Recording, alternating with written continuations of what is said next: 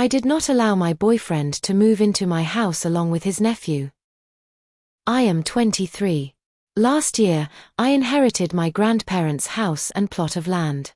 I would prefer them to be alive, but at least I have good housing after college and don't have to worry about a roof over my head, unlike many of my friends.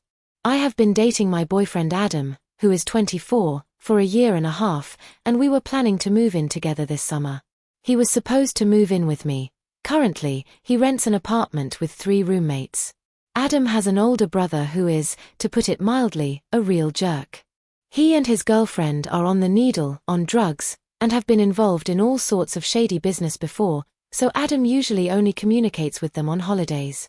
They have a son, 5 years old, to whom Adam sends cards and birthday gifts, but he hardly spends any time with him due to family drama.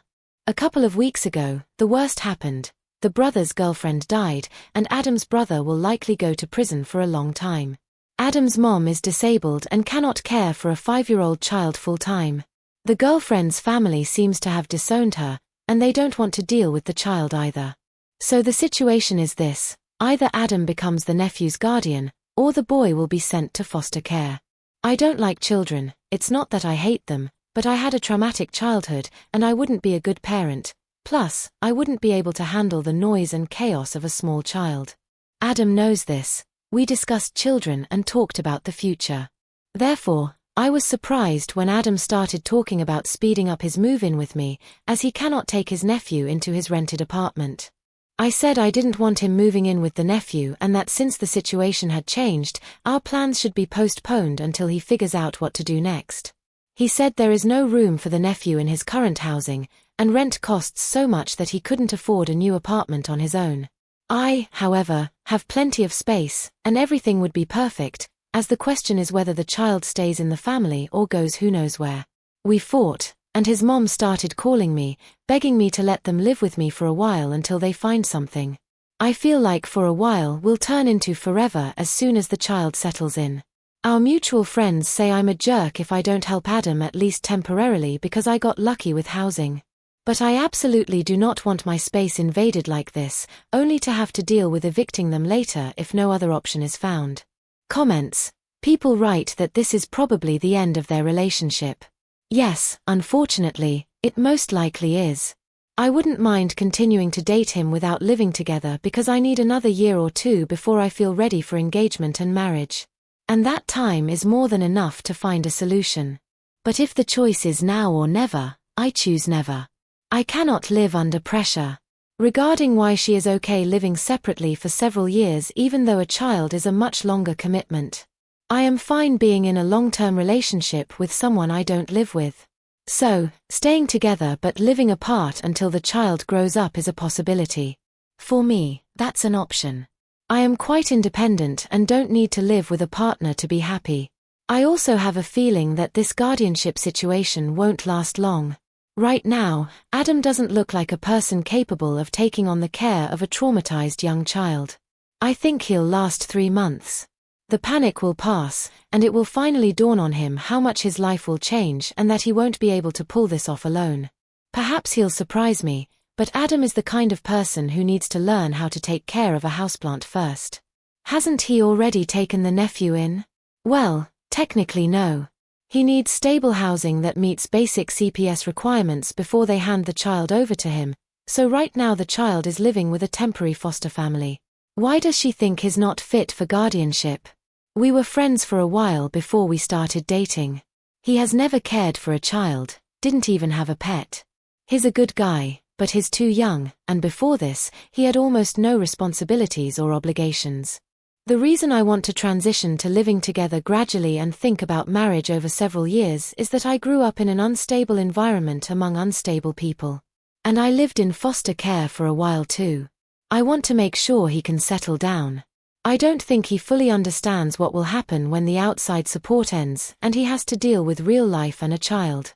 I'm not badmouthing him, but as someone who was a child in a similar situation, I know that well-meaning people like Adam often only make the situation worse, and not every desire to take responsibility is accompanied by the actual ability to do so without ruining the child's life even more. If he fails, the child will suffer most, so I don't think Adam is thinking about what is truly best for the child. He's more thinking that he'll be a bad person if he refuses to take the kid. Foster care isn't the worst option here. He can still be involved in the child's life even if the boy remains in foster care and, perhaps, can take guardianship in the future when he is actually capable of providing the child with housing and care. The child is already in foster care, so Adam needs to get his own life in order first to even be eligible to claim him. She, Adam's mom, doesn't have space. She lives in a one-bedroom apartment and, it seems, her disability payments would be affected if someone with a full salary lived with her, though I'm not 100% sure. Could the boyfriend move into his brother and his girlfriend's house? Without getting into too many messy details, no one will ever live there again. More about the author's house. This house is the only safe place I had growing up. I very much do not want to leave here. It is one of the few places where I feel completely at peace, and living here helps me cope with my PTSD. I know I am safe here and no one can kick me out, get rid of me, or treat me like trash. I feel sorry for the child, but I am not ready to lose this. I doubt Adam could afford to pay rent because I couldn't charge him less than it would cost me to rent a place for myself elsewhere. Why not let them stay for a bit? It's much more serious. Even with a contract, if Adam doesn't find another place and refuses to leave, I would have to give them 30 days notice before starting eviction proceedings. And that would take at least another 30 days or so. Meaning I'd be stuck for a month or two with two people in my house whom I don't want there. One angry ex, the second an already traumatized child who will be taken back by CPS anyway if Adam is evicted and has nowhere to go. And a child doesn't need more adults fighting and creating instability. This is one of the reasons why it's obvious Adam isn't ready to be a parent to this child.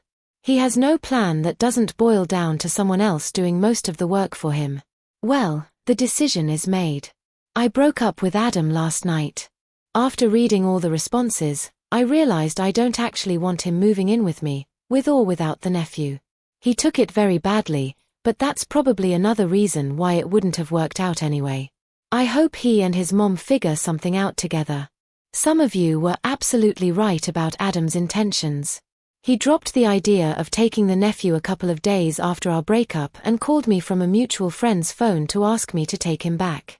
I asked why he wasn't going to take the nephew anymore, and he said he couldn't handle it alone. It seems he was counting on me to help him with the child all the time, not just let them live with me for a bit. Without free housing and a helper, he isn't interested. I didn't take him back. I think our breakup is the best thing that could have happened. I am much better off without him in my life. Thanks for the advice. And now, moving on to the next story. I'm afraid I was too harsh with my son. I am 36, I have a 14-year-old son, and he has been behaving badly lately. I try to punish him adequately for his actions and raise him generally, but his father, my ex, simply negates all my efforts. My ex, who is 36, doesn't care what our son does as long as it doesn't interfere with his athletic achievements. As a result, we've developed a cool dad and mean mom dynamic. Anyway, for the weekend, I planned a mini vacation. I have a family beach house, and my son and my stepdaughters, my new husband's daughters, love going there. But then a friend called and said her daughter was terribly upset because of my son. He asked the poor girl on a date, and when she agreed, he laughed in her face and said some very harsh things. I was shocked. I asked my son about it, and he rolled his eyes and said it was just a joke. When I tried to explain that such jokes hurt, he said I was being ridiculous and that his father and stepmother would find it funny. Then he said he wished I was as cool as his stepmother. I told him I am his mother and my first duty is to be his mom, not to be cool. Then I said we are not going to the beach house. He must also apologize to the girl, and if he ever treats her or any other girl like that again, the consequences will be much more serious. After that, I put him in the car, drove him to the girl's house, and made him apologize in front of her mom. He said sorry, and I apologized too. I bought the girl a necklace and deducted the money for it from my son's allowance. The girl visibly cheered up, and her mom said she appreciated the apology. On the way home, my son started screaming at me and said it was the most humiliating thing he ever had to do. I told him to imagine how the girl felt when he did that to her in front of everyone. He just said whatever and asked if we were going to the beach now. I said no, we are not. He started screaming again and said I was making a mountain out of a molehill over a joke, and that since the girl accepted the apology, why am I making his life difficult? He also said that since I embarrassed him, it's the least I could do. Then he called my ex, who called me a total asshole for being so cruel, and essentially repeated our son's words. I don't think I did the wrong thing, but perhaps I was harsh. I just wanted to hear an outside opinion because the exes, his wife, and my son are begging me to change my mind and calm down. Am I wrong? Comments: everyone is wrong here. I was on your side until this moment. I bought the girl a necklace and deducted the money for it from my son's allowance. Well, maybe it's good the girl appreciated it, but if I were in her place, I definitely wouldn't want a pity gift from a guy who, she now knows, is definitely not interested in her, especially one bought by his mom. And most importantly, what signal are you sending with such a punishment? That if you can pay your way out, hurting people isn't that scary? Obviously, since he's now decided that because the girl is happy, no harm was done. Most likely, your son will just move in with his father in the future to avoid rules, so at least make sure you aren't accelerating that process with harsh punishments. Author: the necklace cost about $10, and I just wanted to cheer the girl up because her mom said she was inconsolable. I understand what you're saying and will try to be more careful. Thank you. First of all, your ex is a terrible person for encouraging the son's bad behavior, and I'm sincerely sorry you have to raise a child with someone who acts like a frat boy rather than a parent. You're doing great by assigning punishments, but I think it's better when the punishments are related to the act itself. Making him apologize and do something to fix the situation. For example, buying something with his own money to lift her spirits. That makes sense. Canceling the beach trip isn't related to his action, and he already received 2 punishments for his behavior, so it looks like overkill. You are also unfairly punishing your stepdaughters, who had nothing to do with this and were likely looking forward to the trip. I completely understand the desire to crack down on bad behavior and respect that you aren't looking for excuses, but I think you went a bit too far here. My stepdaughters were upset at first, but since they are still small, my husband and I were able to cheer them up by taking them to an amusement park. However, I definitely take your point. Thank you. Update: I kept my word. No beach house, no matter what my ex, his wife, and my son said. It was hard, and on Sunday I broke down because, although I know my son loves me and is just angry, hearing him say over and over that he wishes I wasn't his mother is very painful. On Sunday, May 1st, after my breakdown, I said he could live at his father's for a week. The ex was supposed to pick him up for the weekend anyway. So yes, on Sunday evening, I took my son out for a walk. I wanted to try one more time to explain everything to him and tell him that I love him, and that's why I'm so strict. I took him to the park we used to go to. Just him and me. I usually took him there when the ex and I fought, and he would leave for a few days to visit his sister. He was gloomy all day and called me crazy for suggesting we eat on the grass, but he agreed. I asked if he remembered this place, and he said yes. Then I talked to him about everything. I also reminded him that there is no one in this world or beyond whom I love more than him. He was silent all the way to his father's house, and I thought everything was ruined until we arrived and he said, "I love you too, Mom." It was very hard for me to hold back tears. I even stopped on the way home to pull myself together. That's how emotional it was. Monday and Tuesday passed quietly, but Wednesday was different. My husband and I were out, the stepdaughters were at my in-laws, when my son called me. He was quiet and asked if I could pick him up. I called the ex, and he said our son was exaggerating, but I could come. It was obvious he and his father had a big fight. I asked my son what happened because the ex kept insisting nothing happened. It turned out my ex cheated on his wife. The wife confronted him and mentioned that he had cheated on me too. The ex started insulting me, calling me all sorts of names. The son heard it all and understood the situation. My son was shocked, and I'm so sorry he had to find out this way. When we got home, he just collapsed into my arms and repeated that he was very sorry for everything. I was able to calm him down, and he fell asleep on the couch. I spent the whole night in the most uncomfortable position, But at that moment, I didn't care. I didn't know I could love and care for someone so much. I never planned for children, and that always worried me. But the love I feel for my son is just insane. Next story. I let my brother stay in my house, and now he has changed the locks and declared himself the legal owner of the house. Hi everyone. The story is really weird. In short, my brother moved in with me at the start of lockdown because for some reason he was living in hotels. I recently found out the reason is that he owes about £260,000 to many small businesses for various things. Many cases have already reached the High Court, and bailiffs are actively looking for him. When he moved in, he was relatively normal, but evasive about why he lived in hotels. And then, as lockdown continued, he became increasingly obsessed with so-called freemen on the land ideas and other crazy notions about common law, which led to major conflicts.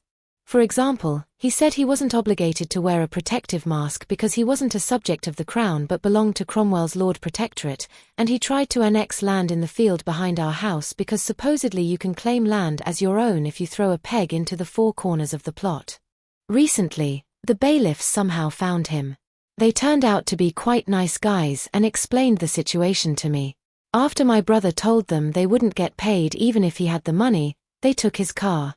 Since then, my brother has been furious with me, and we started avoiding each other in the house.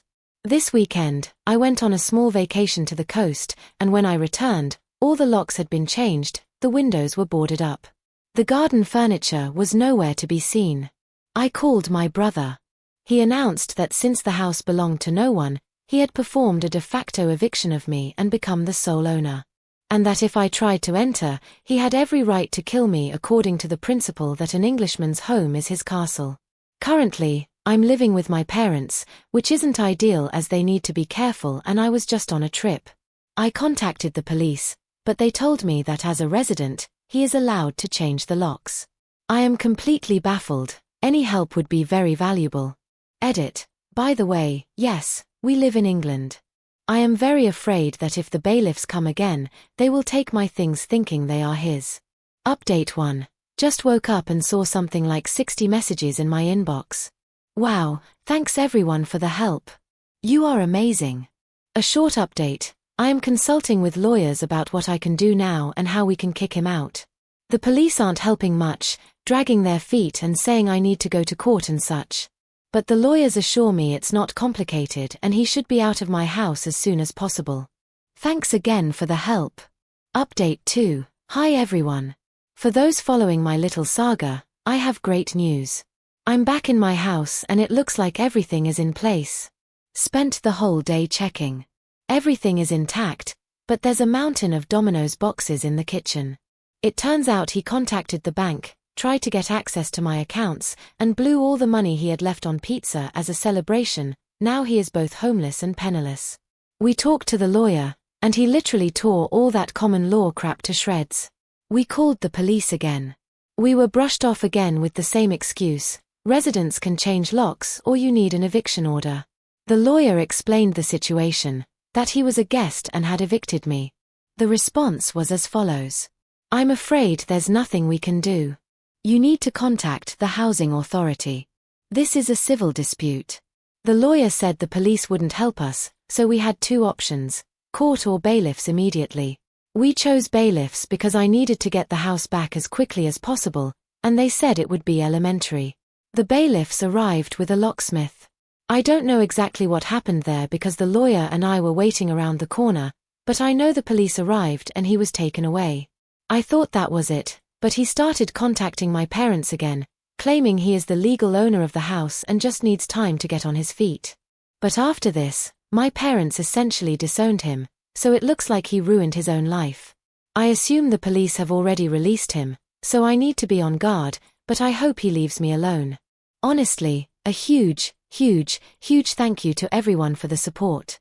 You were incredibly helpful, and what was possibly the scariest period of my life has now become a funny story I'll be able to tell my future children. Anyway, thanks again.